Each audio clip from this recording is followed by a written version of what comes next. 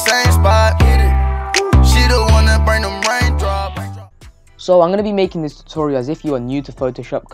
So the first thing you'll notice is my layout is probably different to yours, because you can actually move things around like I am doing here. Okay, what have I done? But the first thing you want to do is, you can see you have an empty, just an empty field here. So you want to make a canvas pretty much. So you go to File, New, and as you can see, this pops up. So you should have it on pixels set, and 1280x720. That is a thumbnail ratio, which is exactly what you want. And then resolution should already be on 72.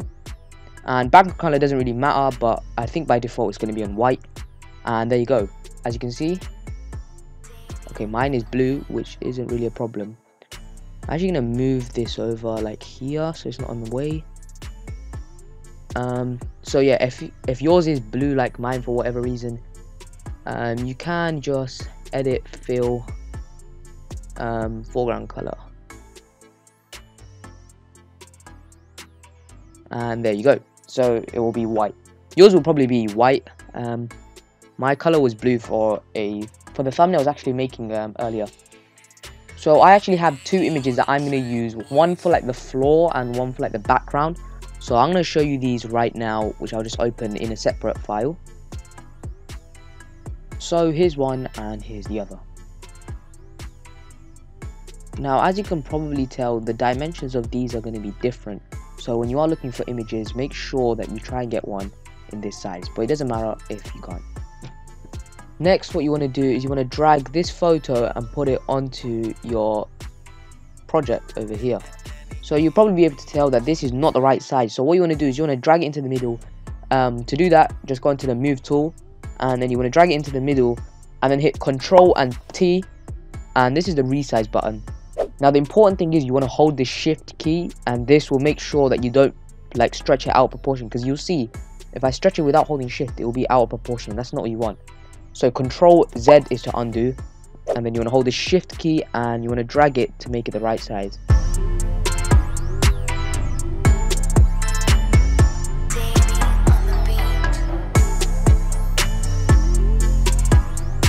And also when you're enlarging things, you want to be careful because you do lose a bit of quality. So you don't want to enlarge it too much.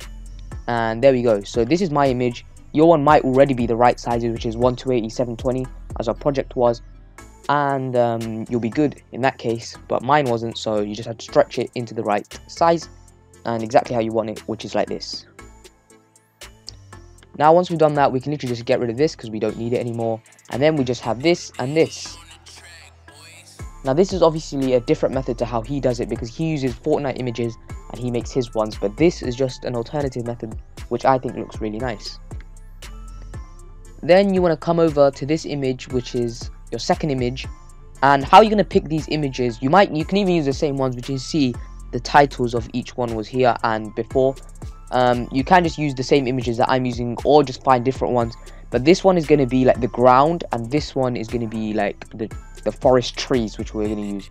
So the one for the ground, how you want to do it is you want to use this tool over here, which is underneath the move tool, which is a rectangular marquee tool. And if that's not on your Photoshop, what you want to do is you want to go to the tool that is like replacing it, which is under the move tool, and right click on it, and then it will show you all of them. So maybe your one was selected on a different one, so you want to make sure it's on a rectangular marquee tool, and then you want to highlight the proportion of the ground which we're going to use. So I think I'm going to use this much of it, and then what you want to do is just drag it over using the move tool.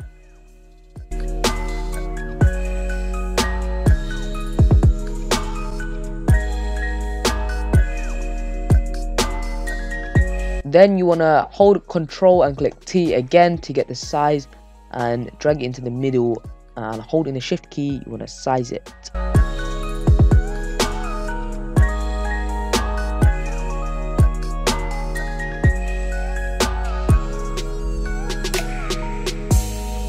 So from there you just want to shape it exactly how you want it. So all I did was squish it a bit and just move it around, and now I have this.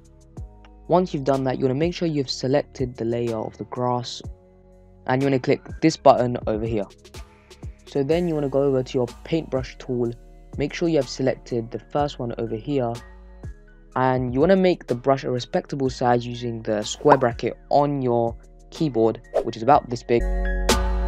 DannyTracks.com.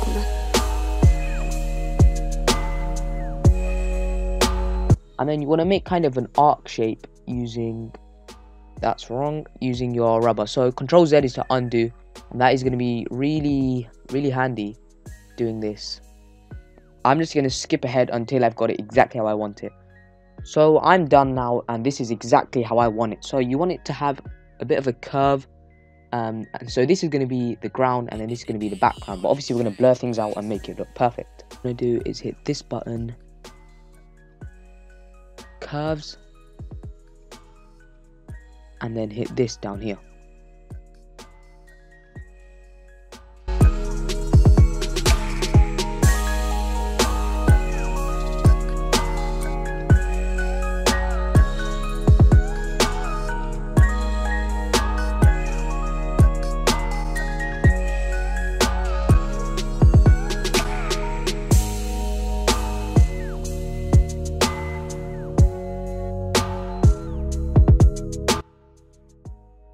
Then just change this value quite dark to -47. You just want to take out pretty much all the color so we can balance it again and have it the right color so everything matches. This will vary to what pictures you use, so just make it look like mine.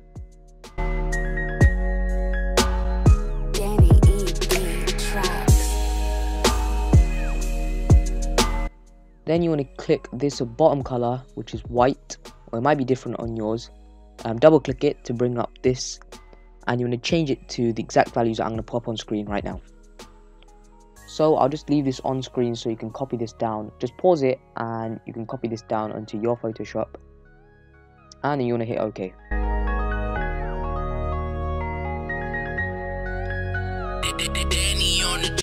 Now you can already see in the background it is starting to come along. Then you want to hit this color and copy down the numbers that I'm going to put in as well once again.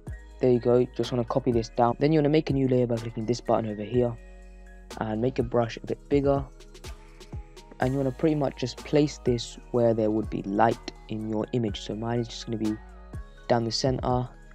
Then you want to go down over here and change this from normal to soft light, and carry on just putting this in the places where it should be.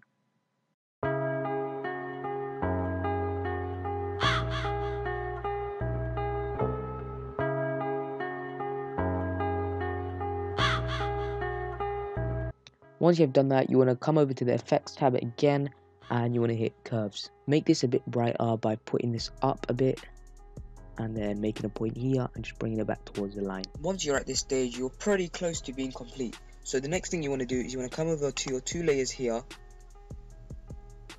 and click on one of them and do filter, blur, and Gaussian blur. Then you want to put the pixels on 4 and click OK. You want to do the same thing for the next one as well, but this time it's going to be on 3.9.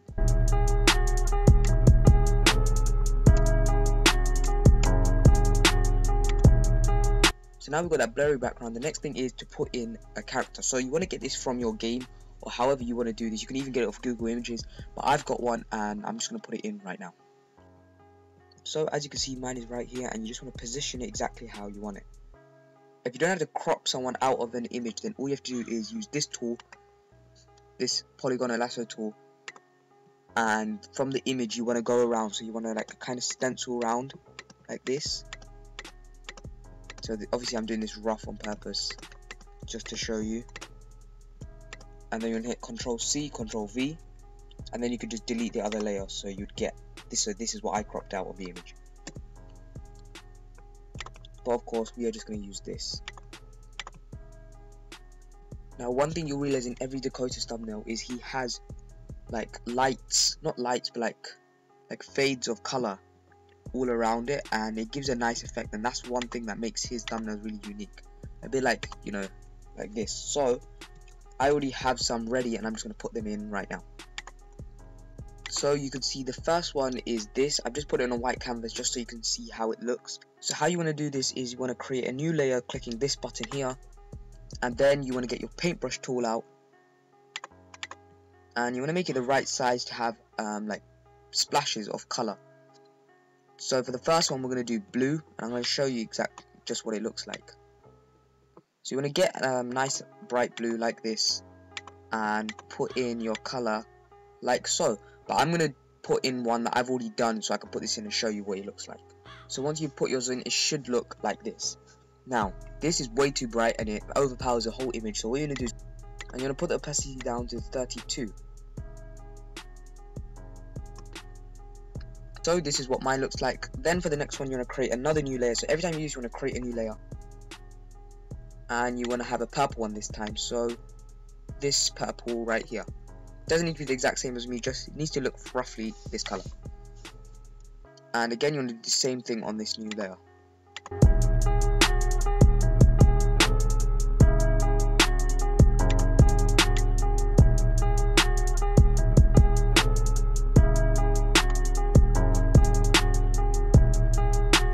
So the next one is going to be another purple one, so you're going to create a new layer, and using the same color you want to put a splash on this right side.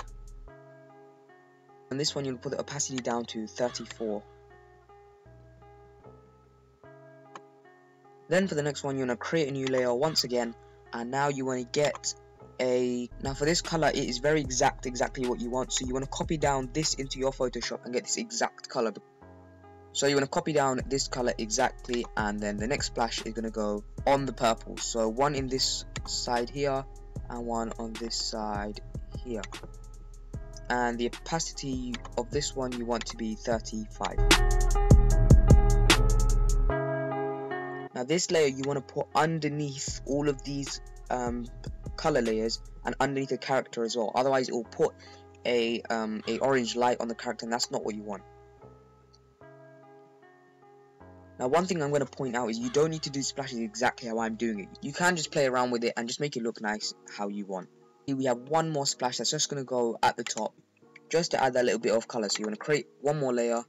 Now this layer is going to go underneath the blue layer, and you want to create just a splash at the top. Once again, put the opacity down, and this one is going to be 55. So for the final part of this, we've left this left side empty, and that's going to be for the text. So this is why I said you need to copy down this color, because this is the color that we're going to use for the text. Dakotaz uses a font called Noi, so you want to head over to this website right here, link will be in the description, and you want to download this font, clicking this button. Then this button will pop up and you click download. I'm not going to show how to download this font, so if you don't know how to, then just search up a tutorial and you should be good. So once you've got the text loaded up, you want to type in the text. So my one is just going to be simply Dakotaz. And you want to make sure your text is above all of these color layers as well. And then the second line, thumbnail. But the second one, you want to make sure that it is white.